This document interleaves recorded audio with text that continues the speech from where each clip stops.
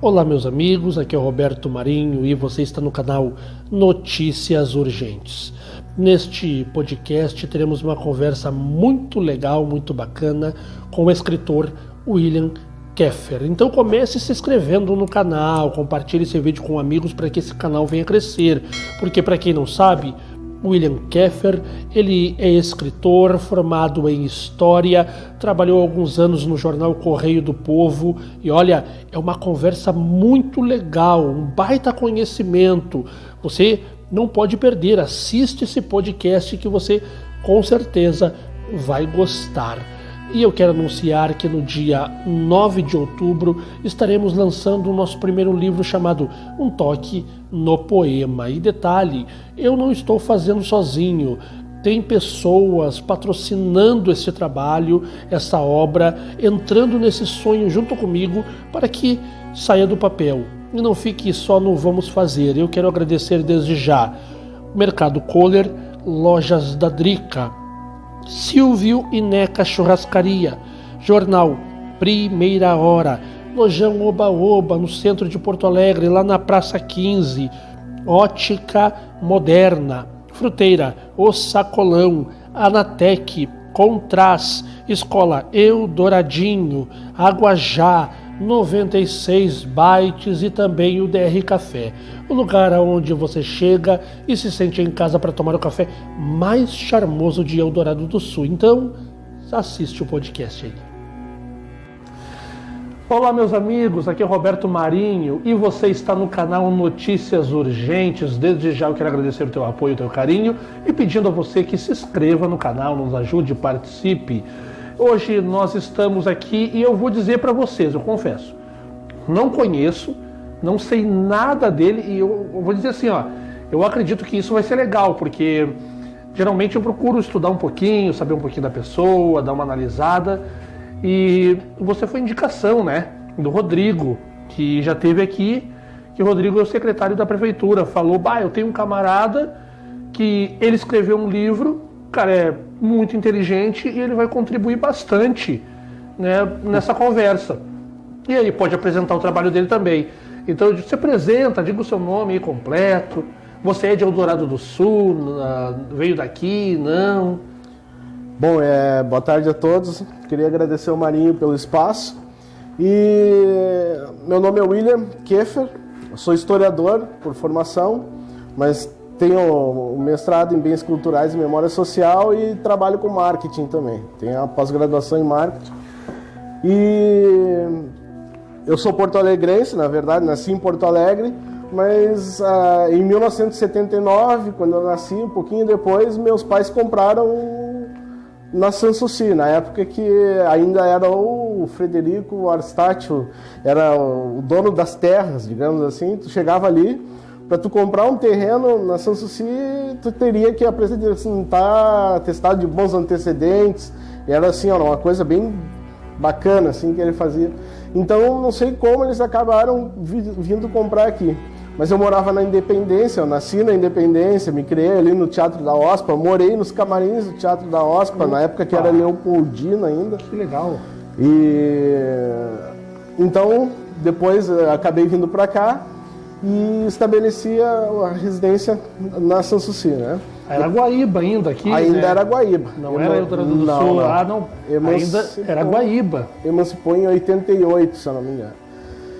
Então, estudei no Colégio Laíre Guerra até a minha 4ª série e depois voltei para Porto Alegre. Então, a minha vida profissional, educacional se estabeleceu em Porto Alegre. Em 99 eu acabei indo trabalhar, eu passei na faculdade, entrei na universidade no curso de informática, né? Na época era software básico ainda, na Unicinos, e entrei como estagiário no Correio do Povo. Opa. Em 99, com 20 anos de idade. Correio do Povo é histórico, né? Tem umas boas lembranças, tinha até, eu vou dizer assim, eu ia pro colégio com as calças do Correio do Povo, que eram umas calças azulzinhas, clarinha, que tinha os bolsos aqui na frente quadradinhos, né? Sim.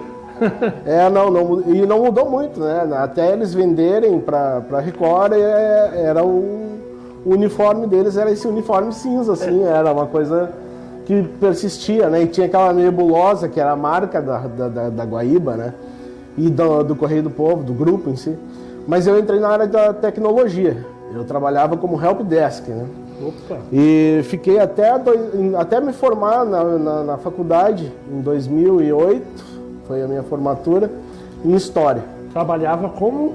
Eu trabalhava como help desk, é o pessoal que atende, tu atende o pessoal do jornal, na área da informática, ou quando o provedor tinha algum problema, eles ligavam e eu te atendia e tentava resolver o teu problema por telefone. Show. Durante 8 anos eu fiz isso. Em 2008, com a minha formação, terminei minha formação em História, fui guindado pelo diretor de redação do Correio do Povo, que é o Telmo Flor, para o cargo de historiador, de pesquisador e historiador, né? Então, nesse meio tempo, isso aconteceu porque o diretor da usina do gasômetro, na época, queria fazer uma exposição dos 80 anos da usina. E eu entrei nesse trabalho para separar fotografias históricas de Porto Alegre, dos 80 anos da usina, então 8 décadas, 8 espaços, e contar um pouquinho da história da usina. Mas o que acontece? Essa foi a grande chance assim, que me alçou, né? Eu fui fazer uma reunião com o Sérgio Gonzaga na Secretaria da Cultura, junto com o Caco Coelho, que era o diretor da usina. Elencamos as fotografias todas e tal. E aí o Sérgio disse para mim assim: olha, William, nós íamos convidar uma professora para fazer a consultoria histórica, mas ela adoeceu. Tu abraça? E eu disse: claro, é a primeira chance, um cavalo encilhado, tu precisa... Não dá a perder. Obviamente. Só que daí eu fui fazer o seguinte, eu fui atrás da história da usina do gasômetro. Uhum. Quando eu cheguei na história da usina do gasômetro, eu não encontrei nada. Não existia nada. Então, o que eu fiz? Eu trabalhei dentro do arquivo de jornais do Correio do Povo, que tem desde o primeiro exemplar lá, é o maior tesouro que tem, como diria o Walter Galvani, do centro da cidade. E eu tive acesso a todos esses jornais. E depois me tornei o coordenador. Trabalhei com a dona Chica, que trabalhou por 60 anos lá, veio a falecer. Eu fiquei no lugar dela. E então em 2008 eu pesquisei a história da usina do gasômetro em factoides. Levantei toda essa história a partir desses... E tem isso tudo, a pesquisa pronta, estou escrevendo a respeito. E saiu a exposição dos 80 anos, foi um grande evento, assim, porque foi uma inauguração muito bonita, autoridades, o Fogaça na época como prefeito. E aí começou a aparecer outras chances. Em 2011, eu fui promovido a coordenador, aí eu fui fazendo trabalhos, escrevendo artigos para o jornal, fazendo pesquisa, os 100 anos dos Grenais, eu fiz a pesquisa dele, né? E virou Prêmio Ari depois isso, de jornalismo, né? Tirou o primeiro lugar depois de um bom tempo, que eles não ganhavam. E fui fazendo esse tipo de coisa. E aí apareceu uma coluna para mim escrever, que eu fiz uma exposição dentro do Correio do Povo que se chamava Outros Verões, que falava dos verões antigamente. E eu tinha fotografias e tinha histórias. Então eu comecei a escrever uma coluna, fui convidado a escrever uma coluna que eu escrevi por 5 anos, de 2009 até 2013. Que legal, no Correio do Povo tinha uma coluna ali. Então... no caderno de verão eles criaram então a coluna Outros Verões, que a gente falava dos verões que eu fazia pesquisa e escrevia a coluna, né? E em 2011, quando do cinquentenário da campanha da legalidade, que foi o meu tema de conclusão de curso em 2008. Eu pesquisei em 2003, quando eu entrei na universidade e comecei a fazer história, né? Tinha saído da informática e fui para a história, uma grande mudança na vida da pessoa. Dentro do elevador eu vi uma conversa de duas pessoas, Amir Domingues e Celso Costa. Aquela coisa do Brizola, vim aqui pegar a rádio. E eu fiquei, como assim pegar a rádio? Aquela coisa da legalidade, e aí tu pesca, né? Conversa de elevador. E aí eu disse assim, eu vou pesquisar. Fui atrás da tal da legalidade e não tinha muita coisa. Em 2011, Juremir Machado estava escrevendo o livro dele e eu emprestei essa minha tese que eu escrevi para ele e ele disse, olha, temos que publicar isso aí. E aí o Correio do Povo e a Rádio Guaíba disseram para mim, vamos publicar o teu trabalho. Opa, que legal. E aí saiu o que foi a primeira edição do meu livro, que é o 12 Dias que é lá no Rio Grande. Em que ano isso? Isso foi em 2011. 2011? Era o cinquentenário da campanha da legalidade. O que foi a campanha da legalidade? O Brizola, ele acabou quando o João Goulart, em 61, viajou para a Ásia, o Jânio Quadros renuncia como presidente. Então existe uma tentativa de golpe militar já naquela época, em 61, e o Brizola mobiliza o povo. Porto Alegre fica isolada e o Jango, que seria o vice e também cunhado dele, fica fora do país, mobiliza o povo através das rádios. As rádios perderam todas a sua transmissibilidade, porque tinha uma peça chamada Cristal, que era encaixada num soquete. A partir do momento que tirasse aquilo ali, a rádio perdia toda a frequência. Aquilo ali só era construído mediante uma concessão federal. E todos tinham transmitido um manifesto do lote. O Breno Caldas não transmitiu. E a Rádio Guaíba ficou no ar. O que o Brizola fez? Requisitou a Rádio Guaíba. Ele tomou a Rádio Guaíba mediante um ofício. E por causa desse detalhe. Isso. Então, assim, como é que ele ia comunicar o Brasil? Através da rádio.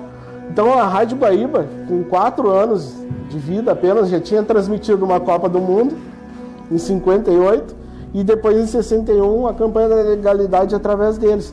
Então, funcionou como um sistema de alto-falante. Eles transmitiam, eles levaram tudo para o porão do Piratini, fizeram um enlace de linha telefônica da CRT com os transmissores aqui na Ilha da Pintada e começaram a transmitir os discursos do Brizola para o Brasil, dizendo o que estava prestes a acontecer.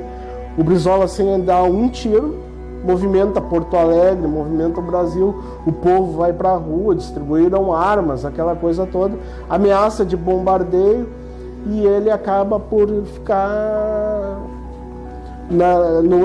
barrar, digamos assim, a tentativa de golpe dos militares naquela época. Então o Brizola anda comigo. Não é um livro sobre o Brizola, todos dizem, mas tu não botou uma biografia do Brizola. Não, aqui não é o Brizola, aqui é como o povo viu o Brizola, como o povo apoiou o Brizola através do discurso mobilizador dele. Então é uma grande história que era pouco aprofundada e que começou a ganhar uma bibliografia. Então o Juremir, eu convidei o Juremir para escrever a orelha dele, é o Juremir que escreve a orelha. E tem um grande amigo meu que faleceu ano passado, agora recentemente fez 1 ano, a gente homenageou ele, que é o meu guru, meu tutor, assim, meu grande mestre, que é o escritor Walter Galvani, que eu acabei conhecendo dentro do Correio do Povo, dentro do arquivo do Correio do Povo. Ele no primeiro dia, ele chegou para mim assim, e a dona Chica me apresentou, Galvani, esse é o guri que vai trabalhar comigo. Walter Galvani é o cara que escreveu a única biografia do Pedro Álvares Cabral no mundo, que é o Nau Capitânia, o nome do livro, né? Então ele tem vários livros, é um jornalista renomado e ganhou o prêmio Caça das Américas, virou meu amigo em questão de 2 horas. Eu entrei no arquivo, a dona Chica me apresentou para ele e disse, mas eu queria ter o teu nome, William. E tu já leu Shakespeare? Eu disse, sim, seu Galvani, eu já li Shakespeare. E a biografia? Não tive condição ainda, não tive tempo para isso. Mas como tu não conhece a biografia de Shakespeare? E aí, era a hora do almoço, ele saiu. Quando ele voltou do almoço, eu voltei, entrei no arquivo, ele disse, teu presente de Natal, era véspera de Natal isso, antevéspera. E aí ele entregou o livro para mim, uma biografia do Shakespeare escrito para o William com a indicação do o outro William, o Shakespeare. E a minha indicação, um grande abraço, Walter Galvani. Foram 13 anos de amizade. Eu levava, no final, agora eu levava ele para receber os prêmios, para ir para as feiras do livro, era eu que dirigia, eu brincava com ele e dizia, olha, me sinto conduzindo Miss Daisy. E ele disse assim, que é isso, William, né? E, então, assim, essa é um pouquinho da minha história. E depois disso, então, lançamos a segunda edição agora com a editora já, que é a editora Escuna, né? Segunda edição? Eu achei que fosse o mesmo. Foi lançado no ano passado, é a segunda edição desse livro, né? E porque esse aqui tem a vendagem esgotada, a tiragem esgotada, então a gente lançou a segunda e está quase esgotado também. Já que não, legal, olha aí. Já não tem mais quase exemplar, né? E esse é um pouquinho da minha vida que eu estou te contando. Se for contar tudo aqui ainda... então, assim, as minhas chances, essa minha trajetória, ela começa aqui no Laíra e Guerra, e aí depois eu fui pro Branca Diva e fui estudar e conheci essas pessoas, assim. Inclusive o Rodrigo é amigo de infância, a gente tocava junto, estudava junto no mesmo colégio. Mas era o que você queria fazer desde pequeno? O que é que tu queria fazer quando... Eu acho que a talvez gente... o caminho te levou até aí, né? Aos poucos, mas... A gente nunca nasce sabendo... A gente tem uma ideia, ou quer ser bombeiro, tu quer ser... E eu tenho uma semelhança com o seu Galvani, a gente conversava junto, né? Brincava que quando deu o Top Gun em 86 eu queria virar piloto de caça, né? Então eu sempre gostei de avião, sempre tive esse carinho por avião, assim, gostava muito. E aí em 87, 88 ali, lança Top Gun, piloto de avião. E nas nossas conversas ele também queria ser piloto, ele é canoense. E aí ele morava em Guaíba no final aqui e me permitiu participar dos últimos livros dele que ele fez e tal. E então, assim, eu tive essa chance. Por morar no camarim do Teatro Leopoldina, conheci muita gente, Meu nome é por causa do Paulo Altran, por causa da Fernanda Montenegro. Falei isso pro Galvani, não é por causa do Shakespeare. E a vida, então, ela caminhou nesse sentido. Mas de piloto de avião, eu acabei fazendo informática, e aí a vida nessa loucura, eu digo que o mundo é uma esquina, né? Sim. Tu dobrou a esquina, tu mudou de ideia. Então eu saí da informática, de 8 anos trabalhando em informática, para ir fazer história. E aí a história me colocou nesse trajeto, Você estudou história, então não precisou... Eu sou formado em História. A minha formação também é História. Ah, que legal. Não, depois, quem sabe no futuro aí, ó, né, daqui uns 2, 3 meses, a gente vem aí para falar sobre história, né? As histórias mais... Pô, isso é bem interessante, bem legal. Mas qual é o seu sonho no futuro a respeito de livros? Pretende fazer Eu já tenho mais uma obra escrita e a outra pela metade. Aí está ocorrendo a edição dela, né? Então eu não vou adiantar nada porque o mundo dos livros no Brasil, mercado editorial no Brasil, ele é uma coisa complicada. Então, se eu disser para ti aqui, vou lançar agora, pode ser que não aconteça, mas está pronto, está no prelo, pode acontecer em breve, deve acontecer em breve. Outros títulos, já tenho 2 escritos e um outro a caminho, né? Mas é isso, assim, a coisa não se engendrou dessa forma, né? A vida foi tomando forma. O que eu vejo para o futuro, continuar trabalhando com marketing, que é uma coisa que eu gosto muito de fazer, gosto muito, dou consultoria, estudei para isso também, e a história é uma coisa que caminha junto. Então, assim, eu acho que uma coisa começou a completar a outra, entende?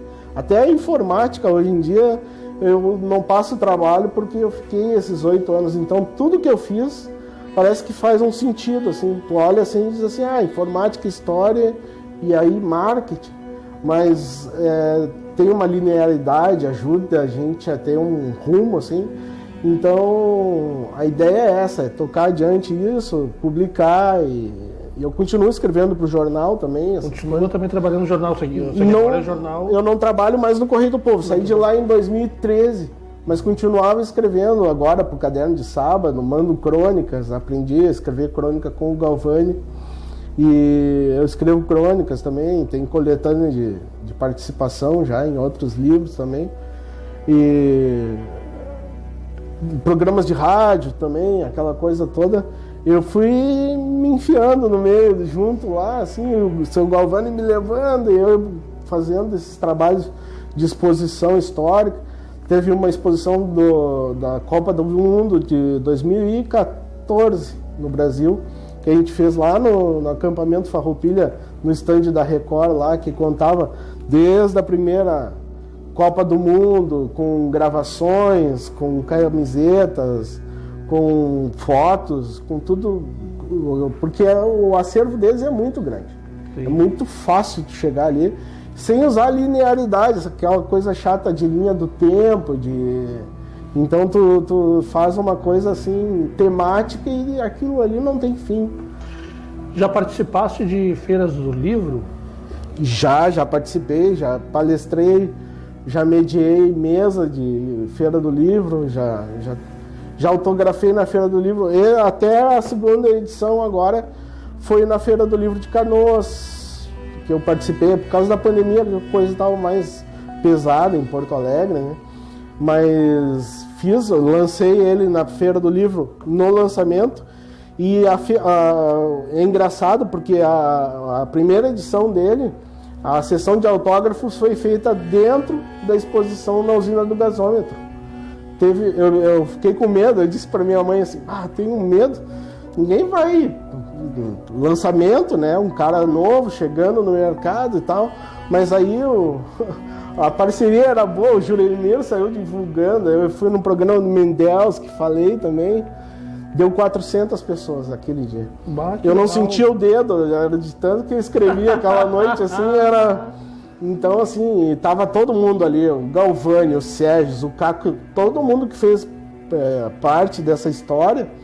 E a minha mãe tava lá, orgulhosa, entregando o livro na fila, assim. E tu com os dedos doendo já, né? Professor da universidade, professor do colégio, amigos, e gente desconhecida. Então, foram 400 pessoas. Eu disse, meu Deus, eu disse, mãe, dá uma olhadinha lá para ver se tem alguém lá fora. Ela voltou e me assustou. Tem alguns amigos teus aí, não sei o quê. Aí quando eu cheguei lá fora, eu vi aquela fila, eu disse, não, me surpreendi, mas legal, deu certo. Cara. Sinal que a coisa funcionou. Sim, de certa forma. E quanta gente te apoiou naquele momento ali, que isso é um apoio, né? É tu e mais 400 ali naquele momento. Ali, né? Ou é tu vendo os 400. Eu vou te dizer que é assustador, assim, porque tu diz assim, será que é isso tudo mesmo, né?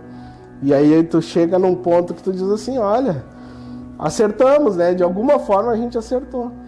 E a ligação, assim, com o Eldorado aqui é isso, assim, a vida, pedalar, a praia da São Suci, até essa coluna Outros Verões me trouxe uma coisa bem bacana, que eu estava escrevendo, eu queria escrever alguma coisa sobre Eldorado, aquela coisa toda, e aí eu escrevi uma dessas colunas que se chama Do Outro Lado do Rio. Lembrei do Drexler, do filme, né, da música. E aí eu disse assim, preciso escrever alguma coisa. Falei da Itaí, falei da praia e falei da São Suci. E aí um dia eu estava pesquisando nessas aleatórias, porque não tem nada digitalizado naquele acervo do jornal. Agora estão digitalizando. Essa foi a minha tese de mestrado. A digitalização do acervo do Correio do Povo. 125 anos, né? É papel para digitalizar, assim, tratar, catalogar e tal. Mas eles estão fazendo isso agora, se eu não me engano. E em fevereiro de 1937, eu encontrei nos classificados um anúncio vendendo terrenos na Vila, com 2 L's, São Suci. Saídas da gasolina com Z, a gasolina era a barca que trazia para Guaíba e para Sanssouci. Bem de confiança. Isso aí é ali onde é o Trapiche, ali na Sanssouci, que agora está um pouco ruim ali, mas era ali que atracava. E tem aquele hotel ali, a hospedagem, né? E a venda de terrenos na Vila Sanssouci, diz o preço, diz tudo. Eu peguei aquilo, recortei, fiz um xerox, né? E botei em destaque na coluna daquele dia, né? Outros heróis, do outro lado do rio. Aí tá o anúncio, vendendo na Vila Sanssouci terrenos, isso em 1937, eu não era nem poeira cósmica nessa época ainda. E acabei descobrindo que talvez seja a gênese da Sanssouci, porque muitos dizem que Eldorado iniciou pela Sanssouci, né? Que a Sanssouci foi o primeiro bairro, depois do que Guaíba abocanhou, e depois virou Eldorado com a emancipação, né? Dizem que a Sanssouci é um dos primeiros bairros de Eldorado, digamos assim, por antiguidade, e eu não duvido, 1937, antes disso, talvez ele já estava vendendo alguma coisa, e um desses terrenos, em 79, meu pai e minha mãe compraram, né? Minha mãe que... Você mora na Sanssouci? No momento eu tô com a minha mãe, com esse negócio da pandemia, eu vim ficar com ela ali. E o sobrenome Keffer, o que, da onde? Keffer é o nome do meu pai, é alemão, né? Alemão. Mas por parte de mãe eu sou Locatelli. Então se fosse escrever o nome todo era William Locatelli Keffer, né? E aí eu brinco, porque é Keffer, Kiefer, Schaffer, Schaeffer, vem tudo do mesmo lugar, assim. Então é o apelido do Fusca na Alemanha, né? Seria Kaffer, na verdade, né? É besouro, e é como eles chamam o Fusca na Alemanha. Olha aí, é o Keffer, daí. É aquela caída, Keffer, que eles falam. Nunca pensou em viajar pra lá? Já, mas tem tantas outras coisas que eu tenho que fazer antes, né? Que eu disse, mano, Buenos Aires ali, Montevidéu eu já tive a chance de ir. Mas a ideia de ir para a Europa é uma coisa bacana, assim, que não saiu daí da meta, do objetivo. Né? Ai, que legal mesmo. Olha, foi uma honra, um prazer enorme, né, conhecer você, conhecer os seus trabalhos. Né? E eu vou dizer, a gente futuramente vai marcar mais um próximo trabalho aí para falarmos sobre história, ou sobre informática, aconselhando até para os jovens, né, que hoje em dia ninguém vai querer saber de história. Acho que história é coisa de velho, né? História é coisa do passado, mas história é uma coisa incrível, né? Uma coisa magnífica, né? A história, ela explica o presente e prepara para o futuro. Então, se tu não conhece o teu passado, tu não precisa viver no passado, mas tu precisa conhecer o teu passado. Claro. Talvez para não repetir os erros no futuro, né? Mas ou os acertos, por que não? Né?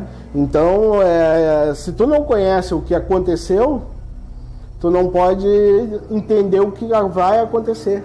Então, isso é uma coisa, pode ser meio doido, pode ser meio louco, mas a história, ela é a guisa da vida, ela guia a vida da gente. A gente tem história, eu sempre parto de um princípio, e quando eu vou dar aula, quando eu vou palestrar, quando eu vou falar para alguém, tudo, absolutamente tudo tem história. O parafuso tem uma história, tu tem uma história, eu tenho uma história, o livro tem uma história. E nós estamos fazendo uma história, porque vamos botar se 2035, 2040, vai estar ali no YouTube. É isso. Vai ficar... Tudo tem história. Então, assim, qualquer coisa que tu olhar e ver, o nome de uma rua, alguma coisa, tentar entender aquilo ali. Se tu chegar em Porto Alegre, eu brinco, eu consegui uma fotografia uma vez no jornal que os caras estavam indo fazer a primeira constituição do país, depois da República, né, que surgiu a República. Dentro de um vapor daqueles indo para o Rio de Janeiro, né, tinha Júlio de Castilhos, Ramiro Barcelos, Carlos Barbosa. Então, assim, nome de rua. É um navio com nome de rua. E cada nome desses tem uma grande história. Se tu tentar entender o nome das ruas da tua cidade, já começa por uma coisa boa, digamos assim. Então, assim, história, tudo tem história. O café tem história, a gente tem uma história, tudo que acontece, essa praça tem uma história. Então, que legal aí, ó. Se preparem aí que daqui acho que uns 2 meses por aí, vamos dar um descanso para o nosso escritor, que ele trabalha, está para lançar um próximo livro. Nós vamos marcar aí para falar sobre história, e aí quem sabe ele vai preparar aí algumas histórias importantes para dividir, para passar o conhecimento, uma história do café, a história, né, de alguma coisa para contar como surgiu, da onde se criou, né? E eu quero agradecer a sua presença, William Keffer. Muito obrigado. Olha, foi um aprendizado grande, assim, e é muito bom conhecer pessoas com conhecimento e que você consiga, né, cada vez mais, né, ser conhecido nessa área aí, né, dos livros, né, como escritor, porque dá para ver que seus livros são bem importantes e passam um bom conhecimento, né? A ideia é essa, preencher lacuna, nunca estabelecer um objetivo final, assim, criar novas expectativas para que outras pessoas aprofundem. Nunca é definitivo, né? Então a gente abre uma possibilidade, um leque para ser aprofundado por outros depois, ou pela gente mesmo. Claro. E esse foi o William Keffer, o convidado de hoje no Espaço DR Café, o lugar onde você chega e se sente em casa para tomar o café mais charmoso de Eldorado do Sul. E eu vou dizer para você, até o próximo podcast. Muito legal, né? Tu vê só, William Keffer está indo para o 3º livro logo no futuro. E antes disso, nós vamos chamá-lo mais uma vez para uma conversa para falarmos sobre histórias. Olha, vai ser muito legal, muito interessante mesmo. Você não pode perder este podcast. Então, assim, ó, se inscreva no canal se você ainda não é inscrito, compartilhe esse vídeo com seus amigos e vamos agradecer também as empresas que estão apoiando, porque no dia 9 de outubro estaremos lançando o nosso primeiro livro chamado Um Toque no Poema, e desde já eu quero agradecer Mercado Kohler, Lojas da Drica, Silvio e Neca Churrascaria, Jornal Primeira Hora, Lojão Oba Oba no centro de Porto Alegre, na Praça 15, Ótica Moderna, Fruteira O Sacolão, Anatec, Contras, Escola Eldoradinho, Água Já, 96 Bytes e DR Café, o lugar aonde você chega e se sente em casa para tomar o café mais charmoso de Eldorado do Sul, beleza? Que Deus abençoe a tua vida, a tua casa e a tua família, e até o próximo podcast, beleza? Fui! De lapela ele. Esse aqui eu consegui assim, olha. Acho que é uma distância boa, né? Acho que é mais próximo. Acho que é um pouquinho mais próximo. Acho que mais aqui em cima. Aham. Aqui na camisa, aqui embaixo. Também. Aí pega direto, né? Eu geralmente deixava quando vai fazer, os caras fazem direto.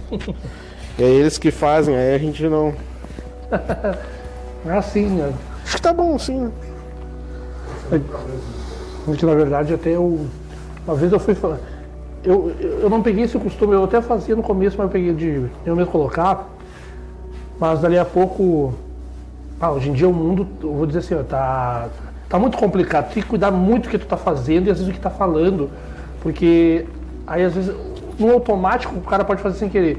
O cara ir lá e querer colocar na mulher, a mulher não pode deixar que eu coloque, não sei o que, entendeu? Então, tipo, sim, eu não peguei esse costume. Pega, coloca aí pra não. A gente. É que eu trabalhei no Correio do Povo, né? Eu fiquei 13 anos lá. Foi a minha formação ela. E aí. Então. E aí, às vezes, tu ia falar na TV, alguma coisa assim. Então nós vamos falar isso daí já daqui a pouco. Aí sempre tem o cara que vem. Mas por causa disso, aí tem o cara que vem e coloca pra ti. Então tu só faz a revista, tu levanta o braço, ele vem e faz toda a função. Por isso que eu digo, não tô muito acostumado a colocar.